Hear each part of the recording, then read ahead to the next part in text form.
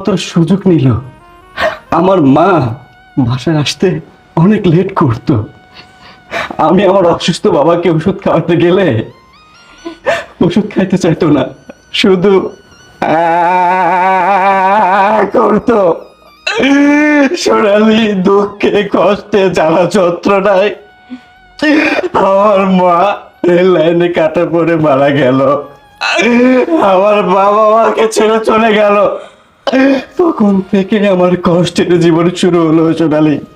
তখন থেকে আমি টাকার পিছনে ছুটতে শুরু করলাম। তুমি বললে না আমি তোমাকে সময় দিই না, তোমাকে বুঝি না, তোমাকে টাইম দিতে পারি না। আমি সব সময় টাকার পিছনে ছুটি। কেন ছুটি জানো? আমি ভেবেছিলাম আমার যদি পকেট ভর্তি টাকা না থাকে, আমার ব্যাংকে যদি টাকা না থাকে, আমার মতো যদি, আমার অবস্থাটা যদি আমার বাবার মতো হয়,